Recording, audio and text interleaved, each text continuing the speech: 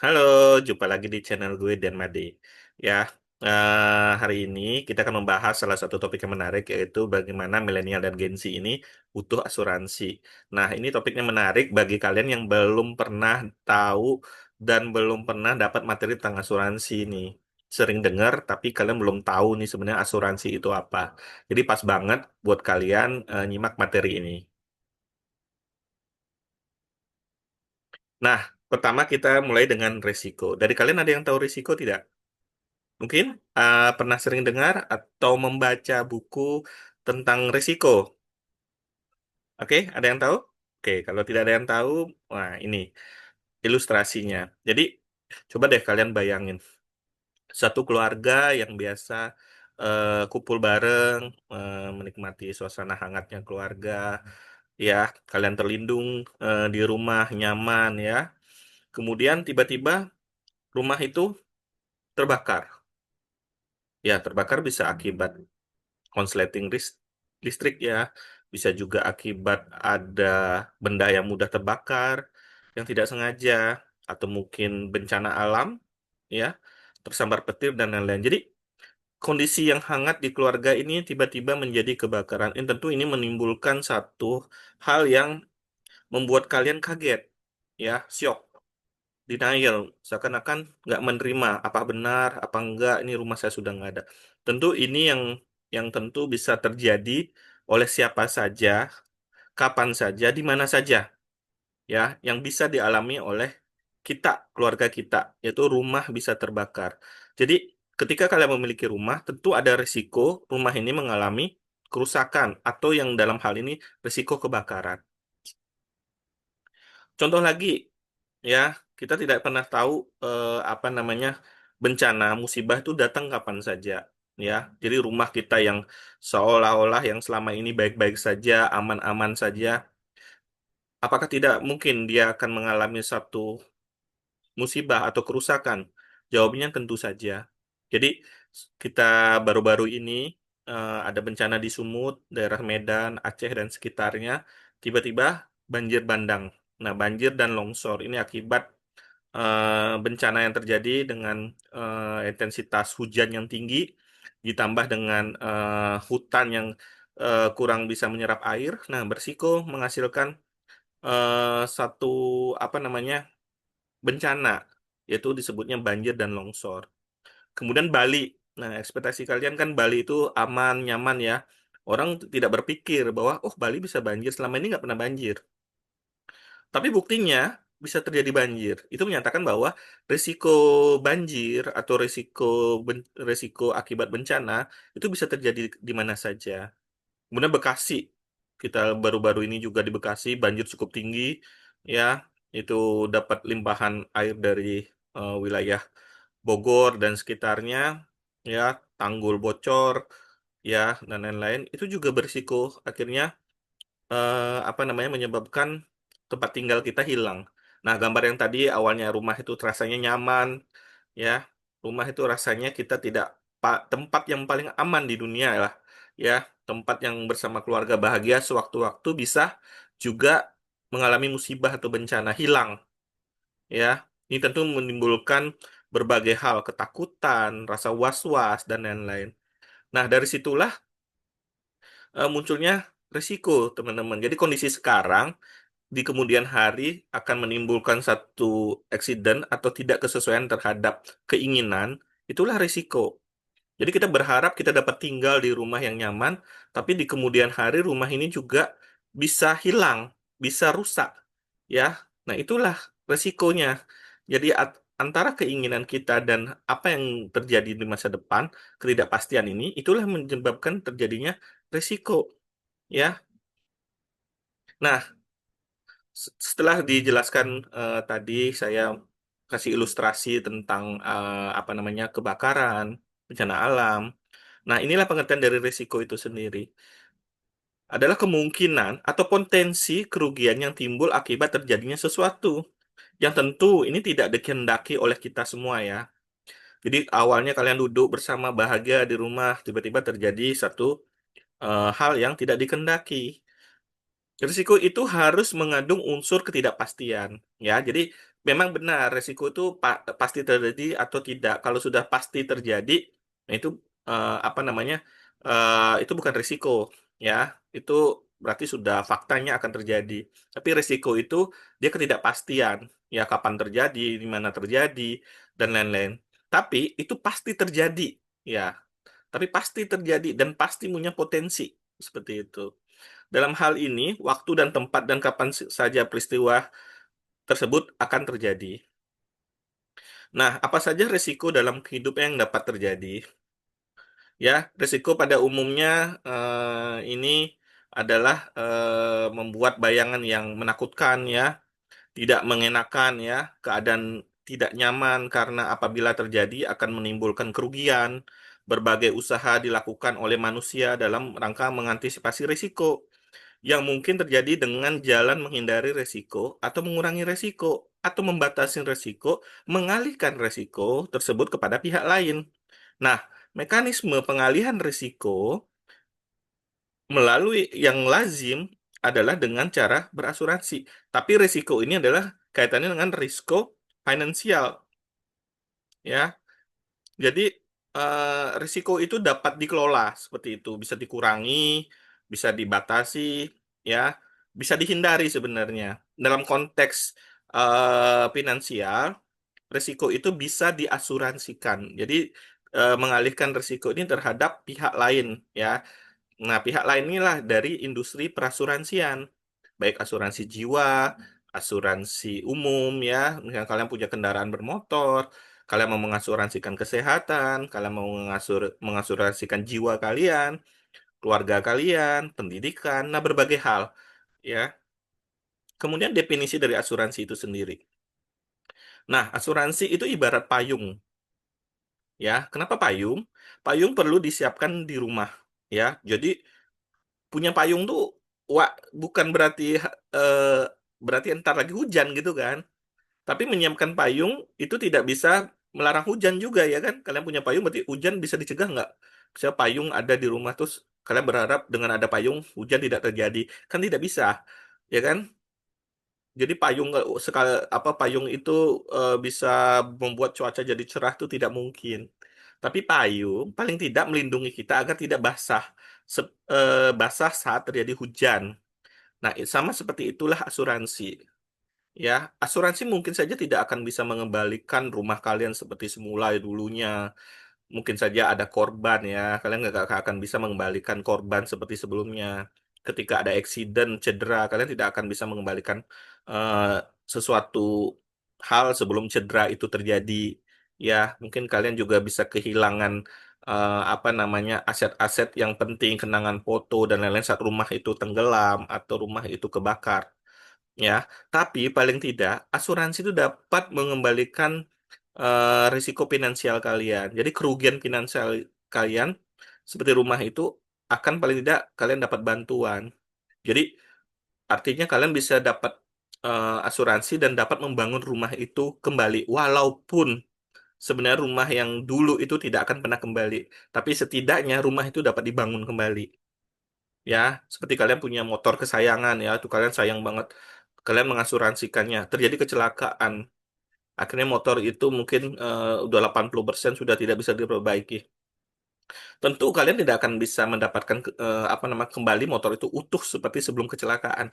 Tapi paling tidak dengan hanya ada asuransi, kalian dapat memperbaiki, kalian dapat penggantian sesuai dengan nilai dari apa namanya penanggungan. Kalian bisa beli motor baru dan lain-lain. Jadi paling tidak kalian dapat kembali beraktivitas dengan motor baru kalian. Walaupun dalam hati kecil kalian motor itu mungkin tidak akan pernah kembali kenangan itu. Ya, seperti itulah asuransi. Nah, ini paling penting ini. Jadi sebelum kalian memutuskan menggunakan produk apapun dalam asuransi, baik produk asuransi jiwa, produk asuransi di umum ya, kalian menggunakan di turunannya itu ada mungkin ada endowment, ada produk asuransi kendaraan bermotor, asuransi kebakaran dan lain-lain. Tapi paling tidak kalian mengetahui ini dulu. Karena asuransi itu sesuai kebutuhan Anda. Jadi makin Anda ngerti tentang asuransi, harusnya Anda makin tepat untuk memilih asuransi yang sesuai dengan kebutuhan. Ya, Dan bagi rekan-rekan yang masih remaja ini tentu punya prioritas utama ya dalam mengikuti asuransi. Apa yang menjadi utama? Misal saja saat posisi sekarang kalian akan mau melanjutkan pendidikan, ada yang mau melanjutkan S2, ada yang mau melanjutkan S3, atau juga yang bekerjanya menggunakan kendaraan, ingin mengasuransikan kendaraan kalian lebih dulu. Atau mungkin ada yang sudah berkeluarga sehingga mau mengutamakan asuransi jiwa untuk apa namanya melindungi ya jiwa kalian agar di masa depan kalian juga paling nggak keluarga aman ketika kalian kena musibah dan lain-lain gitu. Jadi sebenarnya asuransi itu sesuai kebutuhan ya, sesuai kebutuhan kalian, bukan bukan mengikuti tren, tapi sesuai kebutuhan masing-masing individu ataupun keluarga. Nah, prinsip-prinsip asuransi itu dibagi apa namanya 6, tapi tidak semua pada pada bidang apa namanya ini misalnya jiwa dengan prinsip di asuransi jiwa dan di asuransi umum itu berbeda ya jadi tidak sama ya untuk di asuransi jiwa ada prinsip pertama yaitu insurable insurable interest ya di jiwa dan umum itu sama-sama ada kemudian utmost good fight nah ini di asuransi jiwa dan umum juga ada nih teman-teman. Kemudian indemnity. Nah, indemnity ini adanya di asuransi umum. Kemudian adanya proximate cause gitu adanya di jiwa juga ada, di umum ada. Kemudian subrogation itu ada di jiwa maupun umum. Kemudian contribution itu adanya di asuransi umum. Nah, dalam suatu pertanggungan asuransi terdapat prinsip ini mendasari suatu pertanggungan yang bertujuan agar tidak terjadi penyimpangan-penyimpangan ya terhadap tujuan diadakannya dari asuransi itu sendiri ya agar berlaku mutlak dalam suatu perikatan asuransi ya atau perjanjian dari asuransi. Ya, yang pertama ya prinsip pertama adalah insurable interest. Ini itu adalah kepentingan untuk mengasuransikan. Jadi kalau kalian mau mengasuransikan sesuatu itu harus punya kepentingannya dulu, ya. Merupakan suatu prinsip asuransi yang memberikan hak kepada Anda yang diakui secara hukum untuk mengasuransikan jiwa maupun aset Anda karena adanya hubungan keuangan antara Anda dengan jiwa maupun aset yang akan Anda asuransikan. Misalnya, kalian sudah berkeluarga, kalian berhak kok mengasuransikan anak kalian, istri kalian, karena kalian punya hubungan, kepentingan terhadap mereka. Termasuk rumah. Jika kalian sudah membeli rumah, walaupun ini dari misalnya tabungan bersama istri dan lain-lain, diberikan mertua, kalian punya apa namanya keterkaitan, kepentingan untuk mengasuransikan, karena kalian sudah diberikan rumah itu, wajib menjaga rumah itu ya. Jadi kalian harus punya kepentingan dulu untuk mengasuransikannya. Nah, yang nggak boleh tuh ini misalnya kalian mengasuransikan tetangga kalian misalnya kalau padahal kalian nggak ada hubungan kepentingan dengan mereka misalnya kalian mengasuransikan pendidikan anak mereka gitu. Nah, itu agak sedikit jauh ya. Kemudian misalnya rumah tetangga jarak 10 blok. Nah, apa kepentingan kalian untuk mengasuransikan gitu? Misal kalau rumah itu digade ke kalian dan misalnya rumah itu dalam kalian dalam tahap pembelian mungkin bisa saja karena itu ada kepentingan karena rumah itu akan menjadi milik kalian. Tapi kalau tidak ada kepentingan ini saya rasa tidak pas ya. Prinsip asuransi seperti itu yang pertama. Jadi kalian kalau mengasuransikan sesuatu itu harus punya kepentingan untuk mengasuransikannya ya. Kemudian Itikat terbaik, utmost good fight, merupakan prinsip yang mewajibkan penanggung maupun tertanggung seperti Anda menyampaikan secara jelas segala fakta-fakta penting sehubungan dengan penutupan asuransi. Artinya sebelum kalian apa namanya mengasuransikan sesuatu, kalian harus jujur. Misalnya, kalian mengasuransikan asuransi kesehatan. Nah, kalian harus jujur tentang bagaimana kalian punya riwayat penyakit ya riwayat penyakit yang selama ini kalian punya ke riwayat record kalian terhadap kesehatan kalian itu harus sampai dengan benar jangan sampai kalian ternyata punya riwayat jantung kalian nggak cerita nah itu kalian nggak jujur jadi dari itikat ini tidak memenuhi. Nah, si penanggung juga harus jujur ya tentang produk dan polisnya. Apa saja yang didapat, apa saja yang di cover, apa saja yang diberikan manfaatnya. Jadi harus diberikan sejak awal penjelasannya, bukan nanti kalian setelah terjadinya klaim ya, baru kalian ribut. Lo kok nggak diceritain, kok nggak disampaikan ini ya? Ini yang sering terjadi. Nah, ini yang perlu kalian jujur apa apa yang ingin diasuransikan, baik kesehatan, jiwa, termasuk asuransi properti kalian itu harus disampaikan secara jujur dan pihak asuransi pun harus menjelaskan produk manfaat yang dikecualikan pun harus disampaikan kepada kalian secara jelas dan jujur. Jadi sama-sama memiliki itikat terbaik. Tapi kalau dari awal kalian niatnya pengen cari untung, oh saya mau ikut, saya udah ada riwayat jantung nih, ntar lagi usia nggak akan panjang, saya ikut asuransi saja nih biar dapat klaim yang besar gitu. Nah itu salah teman-teman, itu keliru. Jadi asuransi bukan nyari untung, teman-teman ya. Harus punya itikat terbaik. Kemudian proximate cause itu adalah penyebab yang paling efektif ya, atau merupakan penyebab paling utama yang menyebabkan terjadinya kerugian. Jadi dalam apa namanya asuransi, misalnya terjadi nih, misalnya amit-amit ya terjadi kecelakaan, katakanlah seseorang memiliki asuransi jiwa misalnya, dia kecelakaan di jalan raya, kemudian dia meninggal. Ya, yang jadi pertanyaan adalah dia meninggalnya karena kecelakaannya atau dia meninggal karena serangan jantung. Nah, itu harus dicari tahu.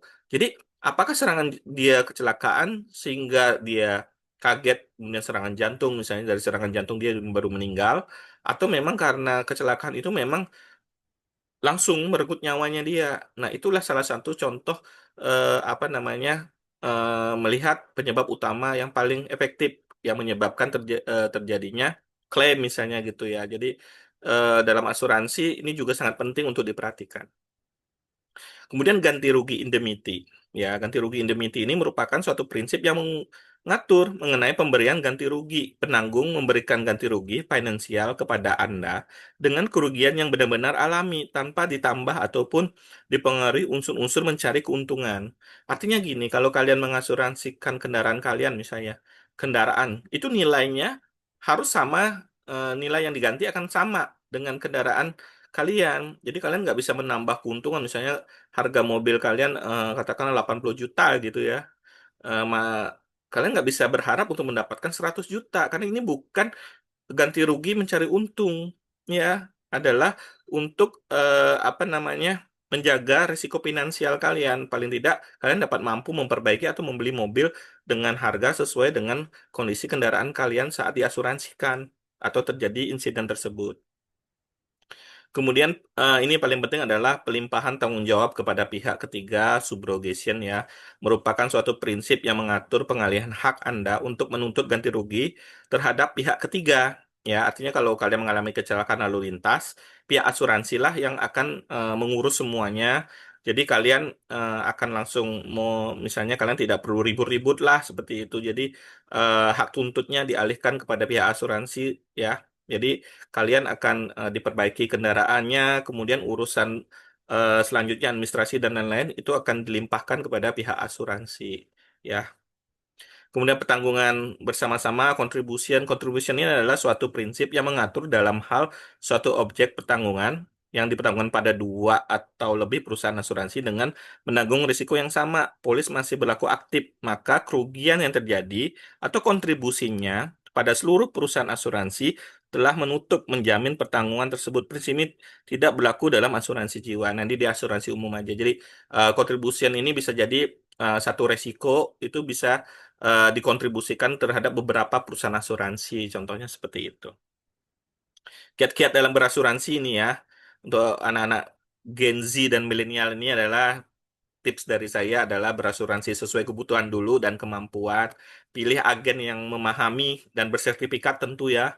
Memilih perusahaan asuransi yang memiliki reputasi baik dan terdaftar di OJK ini penting. Memilih, kalau kalian sempat bisa ngecek laporan keuangannya yang dipublish, itu lihat ketahui memiliki RBC yang di atas 120%. Itu tentu sangat sehat di perusahaan asuransinya. Terus apabila memiliki polis, maka perlu menginformasikan kepada keluarga menjadi ahli waris. Karena penting sekali kalau kalian ikut asuransi, orang lain harus tahu ya ahli waris kalian. Kalau tidak, nanti tidak ada yang melakukan administrasi untuk klaim dan lain-lain. Ya, tips dari saya itu saja, dasar-dasar asuransi, prinsip, ya, kemudian risiko tadi, dan tips memilih asuransi yang sesuai dengan kebutuhan Anda. Mungkin sekian saja. dari saya, semoga kalian dapat belajar lagi tentang asuransi sehingga kalian menjadi minat untuk memiliki asuransi, tapi sesuai yang saya katakan tadi, pilih sesuai kebutuhan. Asuransi mulai hari ini dan jangan dinanti-nanti. Selamat pagi.